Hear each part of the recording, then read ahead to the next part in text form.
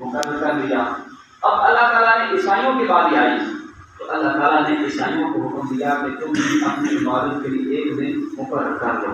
انہوں نے کیا کیا؟ اتوار والے دن اپنے لیے مختص کر لیا، اپنے لیے مختص کیا۔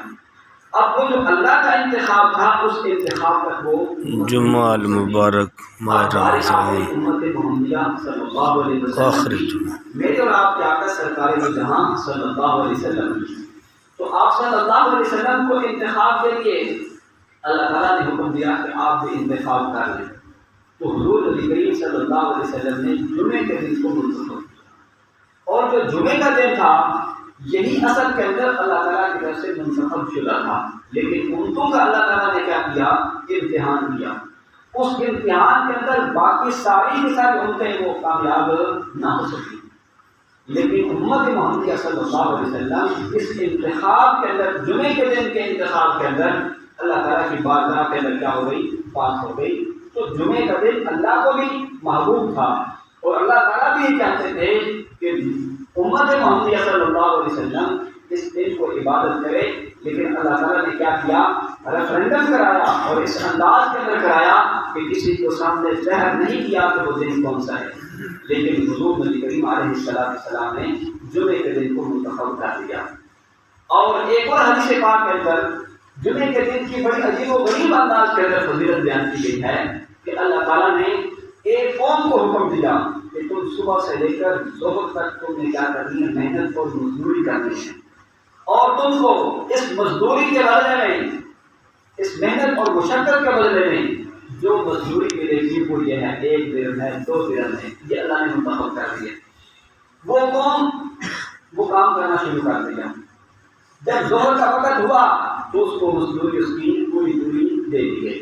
حکم بھی یہی ہے کہ مزدور کو مزدوری اس کے پسینہ ختم ہونے سے پہلے ادا کر دی جائے۔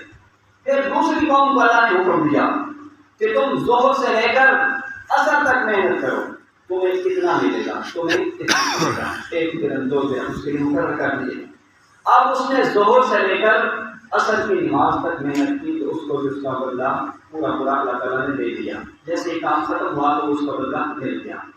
اب ایک تیسری قوم تھی، اللہ تعالیٰ نے حکم دیا کہ تم عصر سے لے کر مغرب تک محنت کرو، اور تمہیں جو بدلہ ملے گا، جو تمہیں مزدوری ملے گی، جو پہلے 2 قومیں محنت اور مشقت کر چکی ہیں ان سے ڈبل تمہیں ملے گا، ان سے ڈبل ملے گا۔ اب انہوں نے محنت کہاں تک؟ عصر سے لے کر مغرب تک۔ وقت کتنا بنتا ہے؟ 1 گھنٹہ۔ وقت بنتا ہے 1.5 گھنٹہ بس۔ اب اس کے اندر جو محنت اور مزدوری انہوں نے کی، اللہ تعالیٰ نے جو محنت اور مزدوری کا بدلہ دیا وہ جو باقی امتیں تھیں، باقی جو قومیں تھیں، اس سے اللہ تعالیٰ نے زیادہ کر دیا۔ باقی جو تھے ان کو اس بات کا اعتراض ہوا کہ یہ کیا معاملہ ہوا؟ محنت زیادہ ہم نے کی ہے، ٹائم ہم نے زیادہ لگایا، اور مزدوری ہمیں کم ملی ہے۔ اللہ تعالیٰ نے کیا جواب دیا کہ میں نے کوئی ظلم نہیں کیا، میں نے کوئی ظلم نہیں کیا، جو جس کا حق تھا، جتنی مزدوری طے کی تھی وہ اتنی ہی ملی ہے، اس کے اندر ذرہ برابر بھی کسی کے لیے بھی کمی نہیں کی گئی۔ باقی ذالک فضل اللہ یؤتیہ من یشاء، اللہ اپنا فضل ہے اللہ تعالیٰ کا، وہ جس کو چاہتے ہیں عطا کر دیتے ہیں۔ تو مقصد کیا ہے کہ یہ جو امت محمدیہ صلی اللہ علیہ وسلم ہے، جس نے محنت اور مزدوری بھی باقی امتوں سے کم کی ہے، لیکن اجر اور بدلہ اللہ تعالیٰ نے باقی امتوں سے زیادہ دیا ہے۔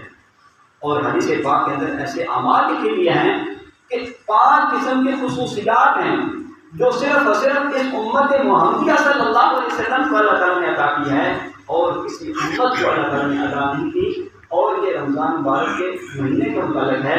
1-2 کی طرف میں آپ کے اشارہ کرتا ہوں۔ مثال کے طور پر روزہ دار جو ہے، اس کے منہ کی بو جو ہے وہ اللہ تعالیٰ کے نزدیک مشک اور عنبر سے نظر آتی ہے، اس لیے محبوب ہے اللہ تعالیٰ کے۔ اسی امت کو اللہ تعالیٰ نے یہ نعمت عطا نہیں فرمائی، اور روزہ داروں کے لیے دریا کی مچھلیاں تک دعا کرتے ہیں، اور دعا جب دریا کی مچھلیاں کرتی ہیں تو خشکی کی جو کیڑے مکوڑے ہیں اور جتنے بھی حشرات لازم ہیں، کیڑے مکوڑے ہیں، وہ سب روزہ دار کے لیے دعا کرتے ہیں۔ یہ اللہ تعالیٰ نے اس امت محمدیہ صلی اللہ علیہ وسلم کو خصوصیات عطا فرمائے ہیں۔ اور اس کے علاوہ حضور نبی کریم علیہ السلام فرماتے ہیں کہ باقی امتوں سے اللہ تعالیٰ امت کو میری ذات کو اتنی فضیلت عطا فرمائی ہے کہ باقی جتنے بھی امتیں تھیں ان کے لیے عبادت کا ایک مخصوص عبادت گاہ ہوا کرتی تھی. اب اس کی عبادت اسی عبادت خانے کے اندر ہوا کرتی تھی.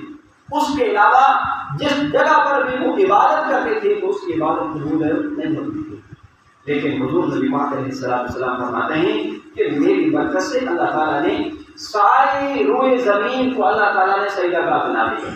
اب یہ جو امت محمدیہ صلی اللہ علیہ وسلم ہے زمین کے جس حصے پر بھی جس ٹکڑے پر بھی اللہ کی عبادت کرے گی اللہ تعالیٰ کیا مقبول ہے.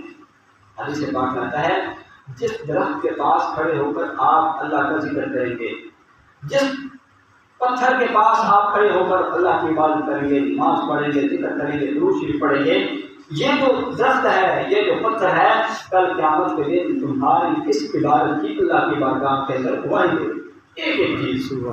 اور جس ٹکڑے پر یہ امت محمدیہ صلی اللہ علیہ وسلم یہ عبادت کرتی ہے تو یہ زمین کا یہ حصہ, زمین کا یہ ٹکڑا باقی حصوں پر, باقی ٹکڑوں پر فخر کرتا ہے کہ دیکھو یہ میرے حصے پر اس بندے مومن نے کیا کیا ہے, عبادت کی ہے, اللہ کا ذکر کیا ہے, اللہ کا نام لیا ہے.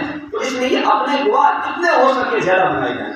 سبحان اللہ. کہتا ہے کہ مومن بندہ جو ہوتا ہے وہ جب دنیا کے اندر جس دروازے سے آسمان سے اس کے لیے رزق اس کا آتا ہے, جب وہ دنیا سے چلا جاتا ہے تو آسمان کو وہ دروازہ اس کی جدائی کا در ہوتا ہے.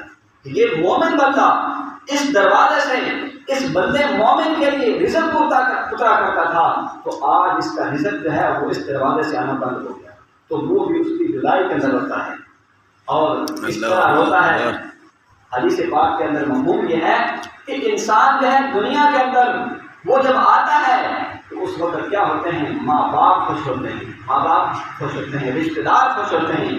لیکن انسان اپنی زندگی اس طرح بسر کر کے جائے کہ جب دنیا سے جا رہا ہو تو پچھلے جو ہیں وہ جو رو رہے ہوں لیکن یہ جانے والا ہے کہ خوش ہو کر جا رہا, کیوں اللہ کے پاس جا رہے ہیں. تو موت جو ہے اس لیے کوئی ڈرنے والی چیز نہیں ہے. ہم موت سے گھبرا جاتے ہیں, ہم کہتے ہیں موت کیا پتہ نہیں کیا ہو جائے گا. بھائی موت گھبرانے والی چیز نہیں, یہ تو برحق رستہ ہے, ہر ایک کو موت آنی ہے. لیکن اگر موت کے لیے تیاری کر دی جائے تو پھر مرنا آسان ہو جاتا ہے, جینا بھی آسان ہو جاتا ہے. تو آج کرنے کا مقصد کیا ہے کہ یہ اللہ تعالیٰ جل جلالہ نے اس امت محمدیہ صلی اللہ علیہ وسلم کو یہ فوقیت عطا فرمائی ہے کہ جو بندہ بھی مزدوری تھوڑی کرتا ہے, کام محنت تھوڑی کرتا ہے, لیکن اللہ تعالیٰ اجر اور بدلہ زیادہ عطا فرما دیتے ہیں. یہ اس امت محمدیہ صلی اللہ علیہ وسلم کو اللہ تعالیٰ نے خصوصیات عطا فرمائی ہے. اسی طرح حدیث پاک میں ہے آپ علیہ السلام نے فرمایا کہ اللہ تعالیٰ نے میرے لیے مال غنیمت کو حلال قرار دے دیا ہے. پہلی امتیں جہاد کیا کرتی تھی تو جہاد سے مال غنیمت جو حاصل ہوا کرتا تھا اس کا کام کیا تھا, اس کو اٹھا کر جس طرح قربانی کا گوشت, قربانی جو کیا کرتے تھے اس کو اٹھا کر پہاڑ کی چوٹی پر رکھ دیتے تھے. اب اچانک اللہ تعالیٰ کی طرف سے ایک غیبی آگ آیا کرتی تھی جس کو جلا کر ختم کر دیتے تھے, اس کی قربانی قبول ہو جاتی تھی. صدقہ بھی اسی طرح ہوتا تھا, انسان نہیں کھاتے تھے.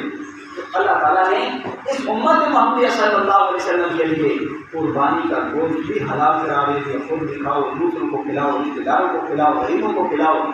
اور اسی طرح جو انسان سب کا خیال کرتا ہے اس کے لیے بھی اللہ تعالیٰ نے انسانوں کو منتخب کر دیا کہ یہ امت ہے خود ہی صدقہ دے گی, خود ہی صدقے کو کھائے گی. اور جو مال غنیمت ہے اس امت کے لیے اللہ تعالیٰ نے